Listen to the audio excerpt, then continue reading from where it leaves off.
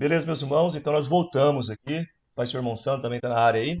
Olha só, ah, só para concluir, aí eu vou passar para o Cleito já a gente falar um pouco do capítulo 3, que é a carta de Tiago.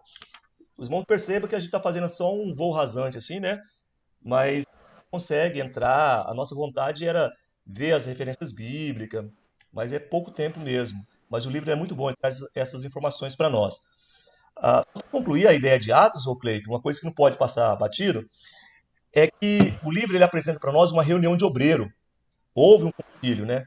Por que isso é interessante? Porque compete também a nossa fé, porque nós somos esse povo não judeu que é norteado pela palavra de Deus e pela orientação revelada à igreja, né? Aos pilares da igreja. Então, teve uma reunião onde teve presente ali parte do Colégio Apostólico discutindo, principalmente por causa dessa questão de Cornélio. Então, Cornélio ele foi o divisor de água essa visão onde Pedro ele foi ali alcançado por Deus, trazendo essa revelação que o evangelho é para todos. É claro que ele vai ter umas recaídas, a gente percebe isso, né? Paulo vai dar uma bronca nele, porque principalmente a questão da circuncisão. Mas aí, eu vou concluir aqui, aí nós vamos falar sobre Tiago. Lá em Atos, no capítulo 15, tem esse concílio, essa reunião. E o que foi decidido nessa reunião de obreiro, nesse concílio? Lá no capítulo 15, o versículo 19, 20, ele vai falar para nós, o capítulo quase todo vai falar a respeito dessa reunião. Então eles tinham o gentil, porque é assim, meus irmãos, olha só, a igreja, qual que é o berço da igreja? É o judeu, então é o judaísmo. A gente acaba, na verdade, saindo, né? A raiz é judaica. E houve esse debate. E agora? Eles têm que guardar o sábado? E eles têm que guardar os mesmos ritos, a lei? Porque essa questão da lei como sombra, apontando para algo muito mais profundo, que é a revelação que Paulo traz, então, nas suas cartas. Isso daí ele foi, na verdade, criando forma, principalmente pela orientação paulina.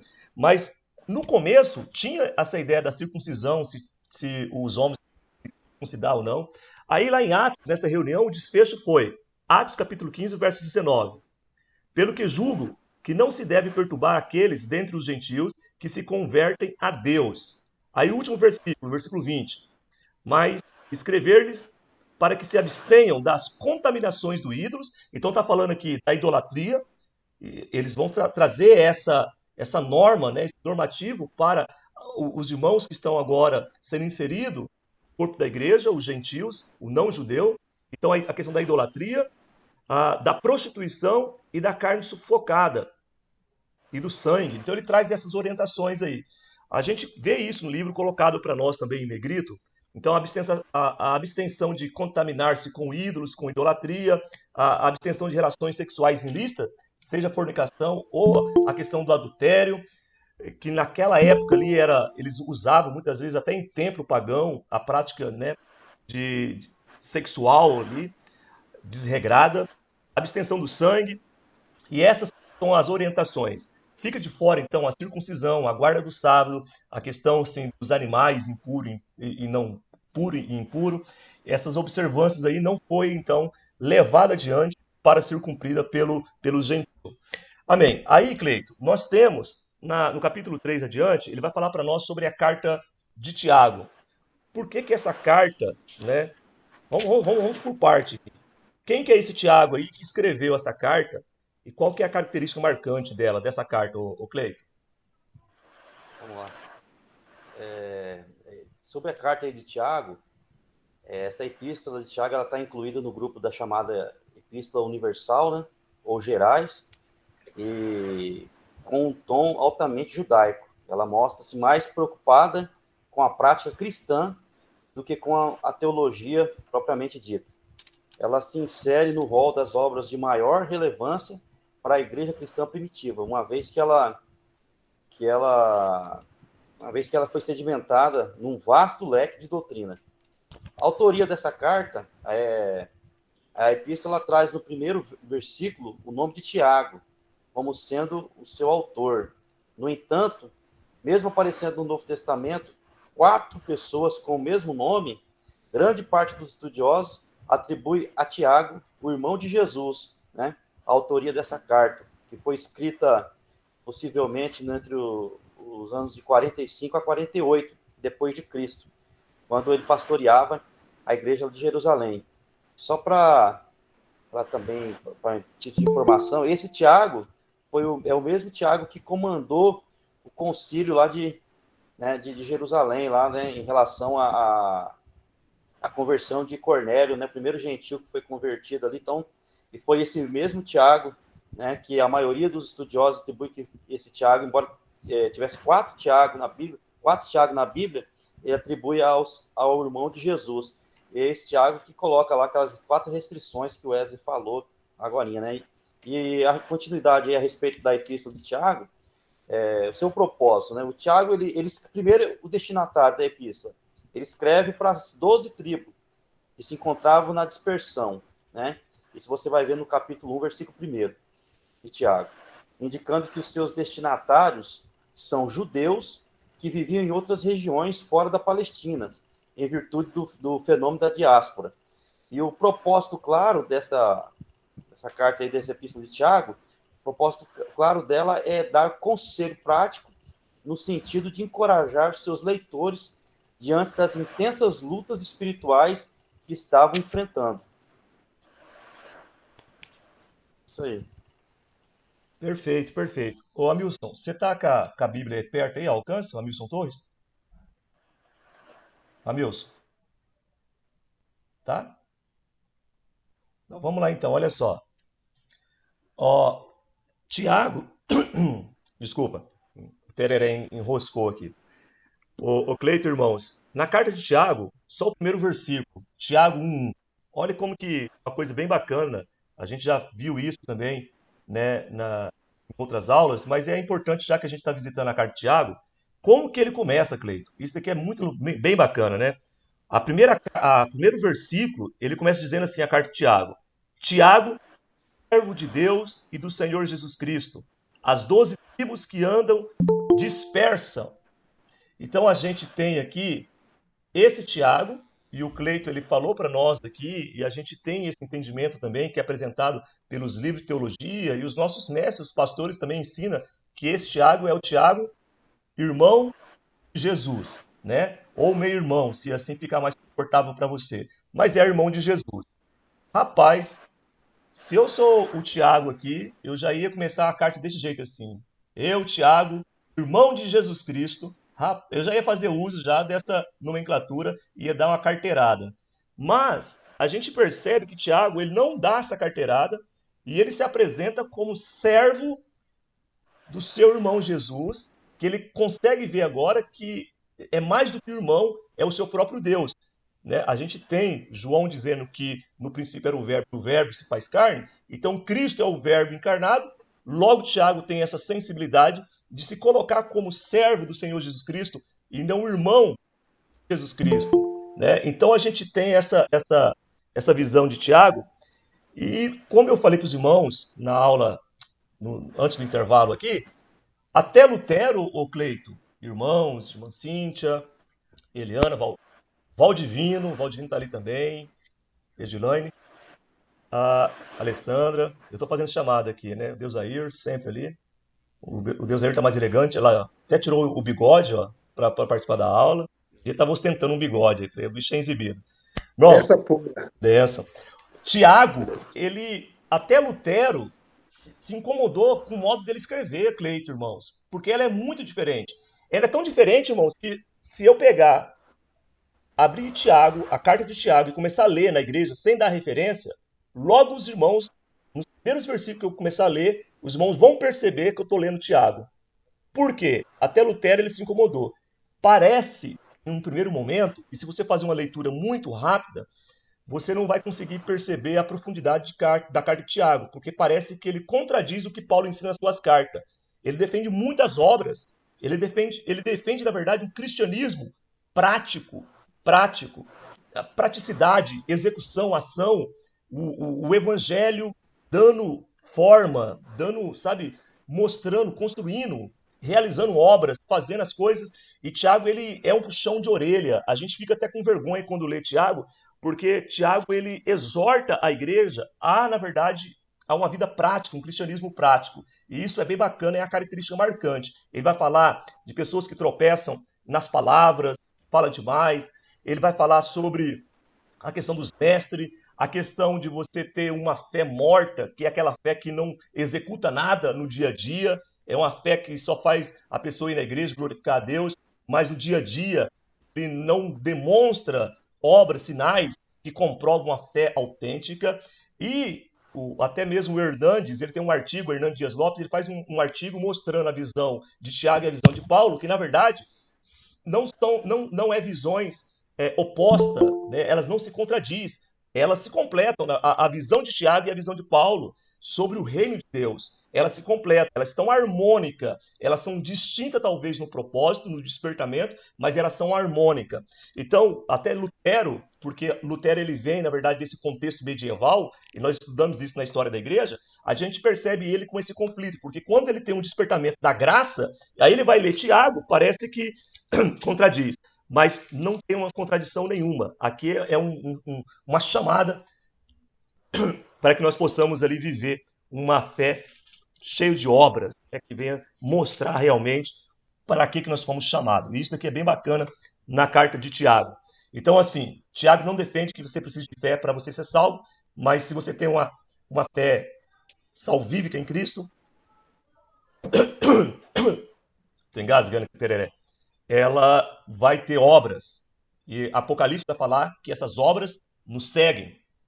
Então você nada leva dessa vida, a não ser a vida que você leva. Marcaram aí? Ainda bem que vai ficar gravado, hein?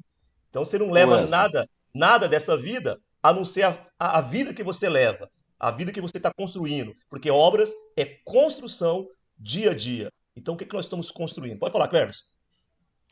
algo assim, você comentando aí, veio à memória aqui, que algo que trouxe muita complicação para os reformadores, aí você coloca Lutero como alguém que puxou isso, né? É que Lutero, ele viu através de uma revelação lá de Romanos que o justo viverá pela fé. Aí você já vivia num período em que a Igreja Católica ela, ela, ela praticava muitas indulgências, querendo construir igreja, querendo aumentar o alcance do domínio da igreja, né? E e aí o que a gente vê? Eles confundem muito quando você puxa já para o lado de Calvino, né? Calvino, quando ele começa a usar essa parte que o das obras aí, porque eles, na verdade, não apenas Lutero, mas Calvino também ele tinha grande dificuldade, né? E os demais reformadores com o livro de Tiago, porque eles pegam o livro de Tiago ali, eles falam, pô, mas tá tendo Paulo fala uma coisa, Tiago tá falando outra, então eles acabam desmerecendo Tiago, quando Tiago mostra isso, mas quando a Bíblia fala que o justo viverá da fé, é que não é que que as obras que Tiago está falando, Tiago ele não está falando das obras da lei, né? E quando Paulo ele cita ali em Romanos, ele está dizendo que é obras que era praticado pelo judaísmo, aqueles preceitos, aquilo de sacrifícios e tudo mais. Agora Tiago ele começa a mostrar, não, eu não estou falando dessas obras, eu estou falando das obras que acompanham a salvação, que acompanham os que são salvos, né? Isso. Perfeito, perfeito. Então a gente consegue entender qual que é o objetivo de Tiago. Porque a gente vê então essa chamada, né? E esses homens, tanto os pré-reformadores e os reformadores, claro que eles estavam escaldados devido às indulgências, devido a essa taxa, esses impostos que eram cobrados, esses pedágios que eram cobrados para ir para o céu. Então, claro que isso trouxe um desconforto. E hoje a gente tem que fazer uma leitura, então, harmônica, tanto do escrito de Paulo como de Tiago.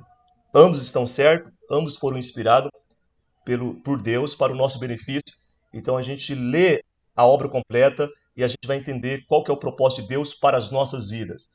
A gente tem que viver uma vida, uma fé que tenha realmente obras. Essas obras, na verdade, é aquilo que eu faço em prol do reino de Deus, é aquilo que eu faço não com o intuito de ir para o céu, mas porque nós estamos caminhando em rumo ao céu, começa esses frutos a aparecer na minha vida de modo automático. E obras são construções não apenas com palavras, mas também com visitação, com doação das nossas vidas, né, em prol do outro. Então eu paro de analisar e olhar somente para mim e olhar para o meu próximo também. E Tiago ele fala isso. Rapaz, o que adianta você falar que você tem fé, chega uma pessoa com o estômago vazio, aí você vai embora, paz do Senhor, meu irmão, Deus vai te abençoar.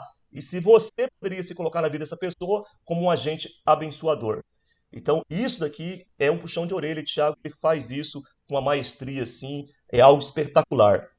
Lembrando então que Tiago ele é o irmão de Jesus e até os irmãos de Jesus, segundo os evangelhos, não acreditou que Jesus Cristo seria que Jesus seria o Cristo. Esse despertamento dá a entender que Tiago teve depois da ressurreição. Então, o Cristo ressurreto, ele acendeu essa chama no coração de Tiago. Tiago foi uma coluna da igreja, então, principalmente em Jerusalém, um homem muito respeitado devido a essas credenciais e essa visão, então, traz clareza para nós sobre o reino de Deus, ao cristianismo prático. Aí, Cleito, nós podemos, então, porque aqui o tempo, na verdade, voa, ele, na verdade, ele só apresenta a carta de Tiago para a gente ter essa noção, né? A diáspora, você falou, né, Cleito? Porque vai que cai isso aí na prova. O que é diáspora? Então, é essa dispersão do povo. Por que esse povo estava disperso? Existiu uma perseguição e essa perseguição esparramou a igreja. E esse esparramar agora, Tiago, então, ele vai escrever para essas tribos, as 12 tribos que estão esparramadas, espalhadas. Então, esse conceito, esse fenômeno é chamado de diáspora, que é a dispersão do povo. Então, nós tivemos outras diásporas ao longo da história do cristianismo também. Tá? Aí, Cleito, qual que é a próxima carta que ele apresenta para nós aqui? É a carta de Gálatas, é isso? Carta de Gálatas. Quem escreveu a carta de Gálatas? Qual que é a característica marcante de Gálatas, ô Cleito? Você conseguiu pensar essa informação aí? Sim, sim. Sobre a epístola aos Gálatas, ela, primeiro, sobre a carta, ela é denominada por alguns teólogos de Declaração da Independência Cristã, né? Ou simplesmente a Carta Magna da Liberdade Cristã. Quando você começa a ler, né, esta carta de Gálatas, você vai se deparar aí entre os judeus ali que foram convertidos, né, ao cristianismo, mas que também estavam querendo viver debaixo do jugo da lei, né? Então, essa epístola aos Gálatas, ela se constitui em um manifesto apostólico contra as influências dos judaizantes na comunidade cristã, né? E ela mostra também uma distinção plena, né, e definitiva entre a lei e a graça, né? Acho que lá em Tito, capítulo 2, versículo 11, salvo engano aí, a Bíblia diz assim que a graça se manifestou trazendo salvação a todos os homens, né? E aquele versículo clássico dos cristãos aí, porque Deus amou o mundo de tal maneira que deu seu Filho unigênito para que todo aquele que nele crê não pereça, mas tenha a vida eterna, né? E Paulo está combatendo aí através dessa carta magna, né, que existiam uns cristãos que eram judeus e que estavam querendo voltar novamente às práticas da lei, né? E aí Paulo bate duramente, né? E a autoria, como eu já estou dizendo aqui, a autoria ela é de Paulo mesmo, né? A autoria e a data, ela foi escrita provavelmente entre o ano de 48 a 56 depois de Cristo. Essa aí é a teoria dominante, né? A teoria dominante é que a epístola foi escrita entre o início da primeira viagem missionária, né, do apóstolo Paulo, e antes do concílio de Jerusalém. Então, foi antes do concílio, do concílio que eles levaram lá a causa de Cornélio, gentil, né, que recebeu a graça, né, que recebeu a salvação, que recebeu o batismo, a evidência do falar em língua, daquilo que os discípulos haviam recebido lá em Atos capítulo 2. O gentil agora recebe, eles a princípio ficam confusos, mas depois eles entendem que a salvação ela veio para toda a humanidade, para todo aquele que nele crê, onde a Bíblia diz, né? É para que todo aquele que nele crê não pereça, mas tenha a vida eterna. O destinatário e o propósito da epístola aos Gálatas, ela foi endereçada para um conjunto de igreja fundada por Paulo durante a sua primeira viagem, que estava espalhada ali pelo território da galáxia, especificamente ali na galáxia do Sul, né? A carta ela tinha como propósito refutar as alegações dos falsos mestres que haviam se introduzido ali no meio da igreja, e essa carta ela também tem como finalidade fortalecer a fé dos crentes gálatas, né? Libertando do legalismo religioso, né? O Paulo, ele diz lá na carta aos Gálatas, né, que você vai lendo, lá você vê que se for pregado um outro evangelho, além daquele que o Senhor Jesus, que havia sido lançado, seja amaldiçoado. Né? Então, assim, o povo estava querendo voltar às práticas da lei, estava querendo voltar às práticas judaizantes. E enquanto Paulo está querendo libertar o povo está querendo se escravizar novamente. Então é isso aí. Perfeito. Eu vou pedir só para um irmão ler para nós aqui, Gálatas capítulo 5. Aí depois a gente avança aqui e fala um pouco da epístola, da primeira e segunda epístola aos Tessalonicenses, tá, Cleito? Mas só para reforçar tudo isso que você disse a respeito de Gálatas, essa característica, então a palavra principal ali, a palavra-chave dessa carta é liberdade, devido a tudo isso que você trouxe para nós aqui, né? A liberdade é uma chamada para que nós possamos gozar uma liberdade realmente em Cristo Jesus. Tem pessoas que pensam que ser cristão é uma vida de escravidão. As pessoas que não conhecem Cristo, eles têm essa visão. As pessoas de fora, ao olhar para nós, pensam que nós somos escravos de uma religião, escravo de ideias de pastores. Só que quando nós olhamos, né, para o que Paulo está mostrando, é uma chamada para a liberdade. É diferente. Talvez, olhando aqui, Gálatas capítulo 5, deixa eu ver, quem poderia ler? O Weber pode ler, Weber? Você está com a Bíblia aí? Não sei se está me escutando, Weber. Vamos ler aqui Gálatas capítulo 5, verso 1. O Weber ficou com medo e saiu fora da reunião. Então, vamos ver se eu chamo mais um. Se o próximo que eu chamar cair e sair Aqui, fora, ó. Eu posso ler? Gálatas 5:1. pode ler. Gálatas 5:1. Isto. Estai, pois, firme na liberdade com que Cristo nos libertou, e não torneis a meter-vos debaixo do jugo da servidão. Perfeito, perfeito. É isso daí. Aí, Wesley, perdão, eu fui apertar aqui e saí daqui sem querer. eu pensei que eu te chamei, você correu. Eu falei, rapaz, Não, eu não, apertei sem querer e saí não. aqui, perdão. Então tá perdoado. Então, na próxima eu te chamo. Ô Não, Luana, perdoe. que isso, tô brincando. Oi, Faz uma leitura para mim em Gálatas também, que aí a gente termina aqui. Qual que é a ideia que Gálatas apresenta para nós? Se você te puder ler para mim aí, Gálatas capítulo 4, só para somar com essa leitura que o Amilson fez, o versículo 9 e o versículo 10. com certeza. Como dizem por aí, um pouco de fermento fermenta toda a massa, mas eu ainda tenho confiança em vocês. A nossa união com o Senhor me dá a certeza de que vocês voltarão a pensar da maneira certa. E também tenho certeza de que o homem que está perturbando vocês, seja ele quem for, será castigado por Deus. Você leu qual passagem, Luana? Eu li Gálatas, capítulo 5, o versículo 9 e o 10. Não, então, eu acho que eu falei errado então aqui, olha. Gálatas capítulo 4, vai lá, 4. Lê para nós o versículo 9, Gálatas 4, 9 e o 10 e o 11. O capítulo 4, certo? 4, 9, isso. Isso, tá. Mas agora que vocês conhecem a Deus, ou melhor, agora que Deus os conhece, como é que vocês querem voltar para aqueles poderes espirituais fracos e sem valor? Por que querem se tornar escravos dele outra vez? Porque dão tanta importância a certos dias, meses, estações e anos. Aí, último versículo, versículo 11. Gostei dessa tradução sua aí. Tô falando com o microfone desligado. Lê o versículo 11 também. Ok. Estou muito preocupado com vocês. Será que todo o trabalho que tive com vocês não valeu de nada? Que legal essa tradução sua, hein? Essa versão que você está usando aí. Trouxe muita clareza, uma clareza solar assim para nós. O que nós percebemos aqui na leitura que o Amilson fez e que a Luana fez? Mostrando que Gálatas, ô Cleito, é isso que você disse para nós aqui. A gente conseguiu perceber isso nitidamente nas leituras que os alunos fizeram aqui.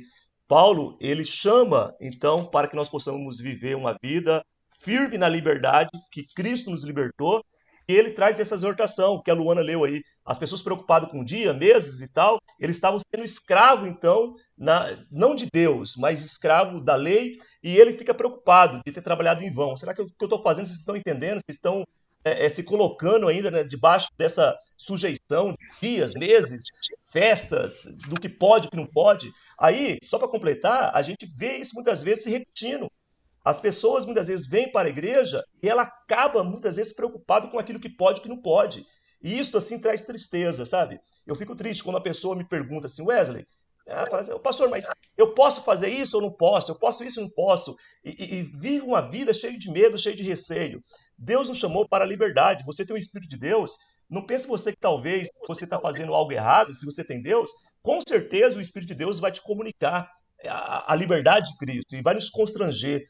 Claro que nós somos os líderes, os pastores estão aqui para orientar, mas nós temos que estar sensível à voz do Espírito de Deus para que nós possamos, na verdade, se desprender dessas amarras, porque a gente é religioso por natureza e muitas vezes a gente prende a ritual, aquilo que pode, o que não pode, e viver em Cristo é viver uma vida de liberdade. E isso aqui fica muito claro, então, nas leituras que os irmãos fizeram. Aí nós podemos avançar aqui, então a gente percebe que não tem como esgotar o tema, né? É impossível. Na página 166, Cleiton, ele apresenta para nós a epístola, a primeira e a segunda epístola aos Tessalonicenses. Quem escreveu e qual que é a ideia central dessas epístolas também, o Cleiton? Vamos lá. Bom, a epístola aos Tessalonicenses, sobre essa carta aí, primeiro, ela se constitui uma das mais brilhantes posições acerca da parousia. Os irmãos gravam bem essa palavra aí, parúsia, né? Parúsia, que é a segunda vinda de Cristo. Então, e essa epístola, segundo Gundry, de 1998, assim como os discursos de Jesus no Monte das Oliveiras e o Apocalipse, formam as principais porções proféticas do Novo Testamento. Tá? A autoria, quase não há dúvida, né, existente sobre a autoria. A autoria da Tessalonicenses é a autoria de Paulo, né? E que junto com Silas, que também é o mesmo Silas é o mesmo Silvano e Timóteo, foram os fundadores da igreja tessalônica, onde a data sugerida ali seria por volta do ano 50 ou 51 depois de Cristo. Os destinatários e o propósito dessa epístola, o prefácio das duas epístolas, primeira e segunda Tessalonicenses, não deixa dúvida quanto quem seriam os destinatários.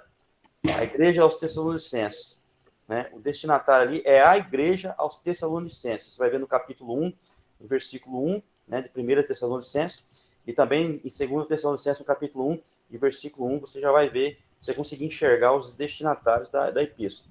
A primeira carta de Paulo, ela elogia a fidelidade dos cristãos e conforta os que estavam enfrentando perseguições. E na segunda epístola, além de destacar a fé e a perseverança deles, Paulo corrige alguns desvios doutrinários no seio da igreja. Então, é isso aí que essa epístola nos apresenta aí. Perfeito, Cleiton, perfeito. Então, essa carta ela é uma carta também de cunho doutrinário e ela vai trazer essa correção, perfeito.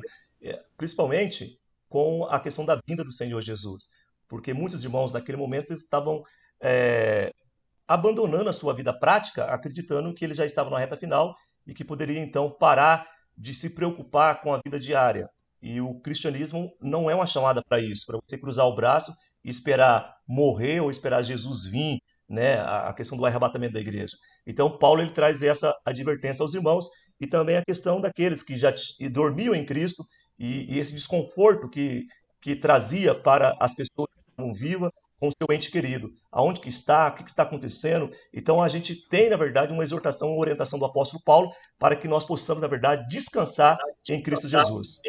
Ô, Amilson, se você puder fechar o microfone, Amilson, eu acho que está dando um eco aqui, por gentileza. É que às vezes dá eco quando está aberto. Tá. Beleza? Não, nem percebi que estava aberto ainda aqui. Tranquilo. Aí, só uma curiosidade, que na verdade essa carta tessalônica, por que chama carta a Tessalonicenses? Porque existia uma cidade, né, que é a cidade que foi dada aí em homenagem a uma mulher, esposa do famoso conquistador lá, de um dos homens de Alexandre o Grande. Então nós temos lá Cassandro, e ele tinha sua esposa, a Tessalonique, que ela foi, na verdade, recebeu uma homenagem, e a cidade, então, ela acabou recebendo esse nome devido a essa mulher aqui, a Tessalonique, a esposa de Cassandro, um dos generais ali de Alexandre o Grande. Então, as várias cidades a gente vê que eram dadas como homenagem a alguma figura importante ali. Principalmente os homens naquela época eles tinham isso, né? Eles conquistavam alguma região e ele acabava batizando ali o nome daquela região, ou com seu próprio nome, ou em homenagem à sua esposa. Então nós temos aí Tessalônica dentro dessa característica. Então, muito bem, se falasse a palavra-chave, vai ser, na verdade, o arrebatamento da igreja, a volta do Senhor Jesus. É isso que Paulo vai tratar também dentro dessa carta. Aí, o Cleito, vamos rapidinho aqui. Nós temos o capítulo 4, a partir da página 173, ele apresenta para nós a igreja de Coríntios. A carta de Coríntios é uma carta assim, muito conhecida, Cleito, né? Escrita pelo apóstolo Paulo, e ele tem ali, na verdade, uma orientação bem específica para essa igreja que estava em Corinto, e ele vai escrever pelo menos ali 2 cartas que nós temos conhecimento. Qual que é a característica dessa carta, Cleito? Você conseguiu captar aí, fazer esse recorte? Vamos lá. Bom, Paulo, ele escreveu mais do que qualquer outro escritor, né, do Novo Testamento. E as suas viagens missionárias foram as mais expressivas formas de evangelização durante um dos períodos mais difíceis da história da igreja cristã. Os seus pensamentos, calcados na palavra e revelação de Cristo, formam uma considerável parte da estrutura daquilo que ficaria conhecido como teologia cristã do Novo Testamento. Aí, sobre a carta, a primeira e a segunda carta aos Coríntios, quando consideradas juntas, elas constituem a mais extensa da carta do Novo Testamento. Então, se você juntando as duas, 1º e 2 Coríntios, ela se torna a mais extensa das cartas aí do Novo Testamento. Os temas abordados aí por Paulo, eles se mantêm atual, uma vez que muitos dos problemas vividos por aquela comunidade ainda estão presentes em nossos dias.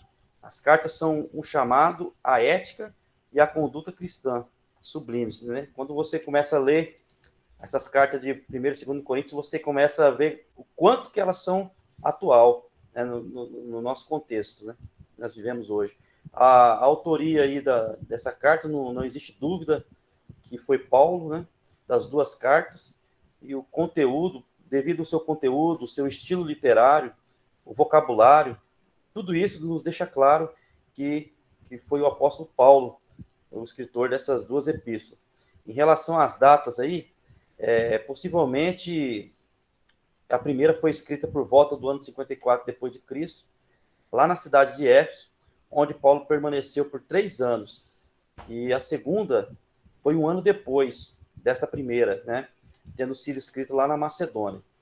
O destinatário aí foi a igreja de Corinto, é a destinatária das cartas do apóstolo Paulo, né?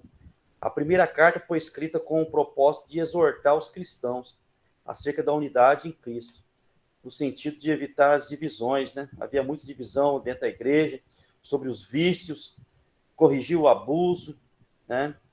E a segunda carta aí possui assim, um tom mais biográfico, né? E por essa razão ficou conhecida pelos estudiosos como a Carta da Reconciliação. Perfeito. Cleito, a gente consegue ver na carta de Paulo à igreja de Corinto, principalmente na primeira carta, uma exortação. Ele é muito enfático, né? E é uma igreja, assim, com muitos problemas. Os mais variados problemas que a gente consegue ali perceber lendo essas 2 cartas.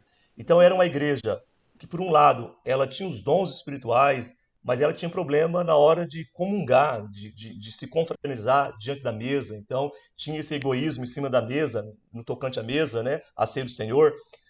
Problemas também de problemas sexuais, imoralidade dentro daquela igreja. Então, facções também, pessoas que falam, não, eu sou de Apolo, eu sou de Paulo, eu sou de Pedro.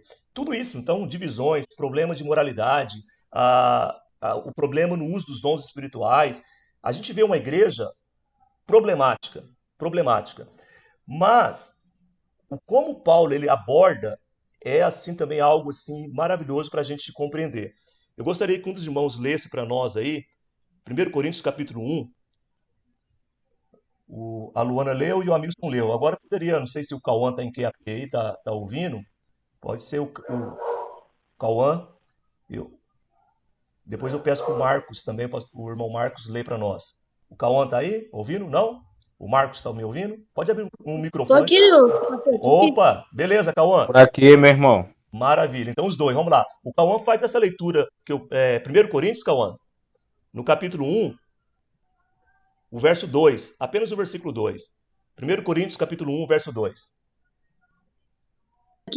A igreja de Deus que está em Coríntio, aos santificados em Cristo Jesus, chamados para ser santos, com todos que em todo lugar invocam o nome de nosso Senhor Jesus Cristo, Senhor deles e nosso. Maravilha, muito obrigado, Cauã. Olha só, a gente consegue perceber, muito embora o Cleito destacou e eu vim enfatizando que é uma igreja que tem muitos problemas, tem as dificuldades, Paulo ele começa chamando a igreja de Deus que está em Corinto. Ele consegue ver que independente daqueles problemas, daquelas dificuldades, da problemática, da imoralidade, das facções, dos problemas com os dons espirituais, ele consegue ver que ali, na verdade, é a igreja de Deus. Isso daqui eu acho lindo. Eu tenho marcado essa parte A que o Cauã leu aqui, no versículo 2. A igreja de Deus que está em Corinto para mim, assim, um grande versículo que eu guardo para mim. Eu guardo isso daí porque a gente vê esses problemas ainda hoje. É por isso que o Cleito falou que é uma carta atual. Porque você está lendo e fala, puxa vida, Paulo está escrevendo para nós aqui. Porque muitos desses problemas, essa pluralidade de problema, acontece também nas igrejas. Hoje, onde você congrega, onde eu congrego também, facções, problemas talvez com dons espirituais, imoralidade, problema, traição, problema conjugal. Aí nós olhamos e as pessoas falam, aonde está Deus nesse negócio todo, né? Deus, ele está onde sempre esteve, no mesmo lugar. E essa igreja é de Deus, independente dos problemas. Eu não estou querendo dizer, advogar a ideia, que Deus ele não está nem aí com os problemas da igreja. Ao contrário, ele levanta Paulo, e Paulo ele tem a sensibilidade de ver além do caos, da imoralidade, das dificuldades, saber que ali é a igreja de Deus. Isso daí serve para os pastores, para os líderes, que está apacentando o rebanho, e saber que esse rebanho problemático, muitas vezes enfermo, ele é o rebanho de Deus. É por isso que muitas vezes nós olhamos para um pastor e a gente não entende o porquê que ele não tomou uma medida radical ali, de exclusão, ou porque ele já não foi mais enfático ali, colocou o dedo na ferida, e a gente vê muitas vezes o pastor que ele é sensível à voz de Deus, tratando talvez com mais zelo, um pouco assim, que a gente não concorda muito, mas ele trata talvez com carinho. Por quê? Porque essa é a visão do apóstolo Paulo. Ele começa não na voadora, com os dois pés no peito, que nem eu fiz com o Cleverson lá na roda capoeira há uns anos atrás. Paulo ele começa dizendo com assim, a igreja de Deus, ele é muito sensível, é a igreja de Deus. Eu vou puxar a orelha, mas como o pai puxando a orelha do filho, porque isso daqui é a igreja de Deus. E isso nós temos que estar assim, bem assim, guardado em nosso coração. Irmão Marcos, eu gostaria que você pudesse fazer uma leitura para nós, só para a gente completar a ideia aqui da igreja de Coríntios. 1 Coríntios capítulo 5, verso 9. Eu até fiz destaque, coloquei isso no grupo, para que os irmãos pudessem guardar essa ideia. Capítulo 5, verso 9. Se você puder ler para nós. Amém. Vamos lá. A minha tradução lá diz assim: já em carta vos escrevi que não vos associeis como os impuros. Então, a gente consegue ver aqui, e o livro ele apresenta para nós a carta anterior. Isso daí está na página 177 do livro, do material didático que os irmãos têm. O que seria essa carta anterior? Dá a entender, pela leitura que o Marcos fez para nós, e esse recorte aí desse versículo, que ele já tinha orientado esta igreja, o irmão Cleito e demais irmãos aí, que estão participando dessa aula. Paulo, quando vai escrever a primeira carta, ele já escreveu anteriormente, e tocando nesse assunto, para não concordar e não sentar junto com os impuros com aqueles que estão se prostituindo. Porque a igreja de Corinto, essa cidade lá de Corinto, ela é uma cidade muito visitada e ela tinha ali os templos pagãos também. Então a prostituição era praticamente algo comum naquela época. E Paulo ele já tinha escrito, então, ele já traz essa advertência, não chegou esse conteúdo para nós, apenas esse versículo que faz alusão de uma orientação paulina. Porque, meus irmãos, nós sabemos que várias cartas foram escritas, evangelhos também foram escritos, e o que nós temos hoje foi aquilo que foi separado e reservado por Deus para o nosso benefício como igreja, para a nossa edificação. Mas era comum as cartas que acontecia naquela época ali como orientação, e essas cartas elas eram distribuídas nas igrejas. Lia e passava para os irmãos, e pegava depois aquele rolo e levava adiante para que pudesse servir também de instrução para as demais igrejas. Então nós podemos guardar essa informação que Paulo ele já tinha orientado. Então nós temos aí pelo menos 3 cartas à igreja que estava em Corinto. Tudo bem, meus irmãos? Podemos avançar aqui. Então nós temos essa questão da carta anterior, né? Paulo escrevendo aí por volta de 54 depois de Cristo. Aí, meus irmãos, nós temos depois na página 178 e 179 toda a parte do esboço dessa carta. Mas a partir da página 180, ô Cleito, ele vai apresentar para nós também a carta aos Romanos. E essa carta aos Romanos traz aí então o apóstolo Paulo escrevendo essa carta, e ela também é uma carta assim direcionada para um povo específico, e ela tem também ali uma temática no bojo dessa carta que também salta aos nossos olhos. Se você puder também, rápidas palavras, o irmão Cleito, fazer um destaque sobre essa epístola aos Romanos para nós. Vamos lá. Há quem diga que se Deus me livre, se perdesse todo o conteúdo bíblico e restasse somente a carta aos Romanos, a gente conseguiria se manter firme ali, conhecendo a palavra do Senhor através dessa epístola, né? Porque ela é considerada aí pelos estudiosos aí uma catedral da fé cristã. E a epístola aos Romanos ela é um dos mais brilhantes documentos neotestamentários de que se tem conhecimento. A profundidade com que trata determinados temas da teologia cristã, tais como a justiça de Deus, a justificação pela fé, a predestinação do santo, a glorificação da igreja, a herança eterna do salvo, aliada à sequência lógica, né, e sistemática dessas abordagens, a torna o paradigma teológico da igreja cristã em todos os tempos, no dizer de Martinho Lutero, né, a verdadeira obra-prima do Novo Testamento. A gente vai falar agora sobre a carta, sobre a autoria, o destinatário e o propósito aí, né? Sobre a carta, ela vem ocupando aí a primeira posição na sequência de disposição das epístolas, né? E Romanos é a mais longa e teológica de todas as cartas do Novo Testamento, considerada a espinha dorsal da Bíblia, por oferecer a estrutura teológica necessária para o pleno entendimento da mensagem redentora outorgada aí por Cristo. E a autoria, a data e o local, né? Ao lado de 1º e 2º Coríntios, Gálatas, Romanos está no grupo das chamadas cartas incontestáveis, quanto à sua autoria. Ou seja, o apóstolo Paulo teria sido... ela foi escrita pelo apóstolo Paulo, né? E ela teria sido escrita durante a 3ª viagem missionária, e provavelmente em algum momento entre 57 e 58 depois de Cristo. A gente percebe aqui que a maioria dos escritos aí não chega ao ano 70, né? Porque o ano 70 é onde vem a destruição de Jerusalém, é onde é o marco ali. Então, fica aí entre 57 e 58 depois de Cristo, né? E Corinto é o local mais provável na onde foi redigida aí essa carta aos Romanos. O destinatário e o propósito. A carta ela é claramente endereçada a todos os amados de Deus que estão em Roma. Isso você vai ver lá em 1 Coríntios 1:7, né? Em Romanos, capítulo 1, versículo 7, tendo como propósito imediato informar aos cristãos de Roma que Paulo, muito em breve e pela primeira vez estaria com eles, e com o propósito imediato resolver problemas causados pelos judaizantes e questões de ordem doutrinária e de vivência cristã. Então, é isso aí sobre a carta, sobre a autoria, e o destinatário e o propósito.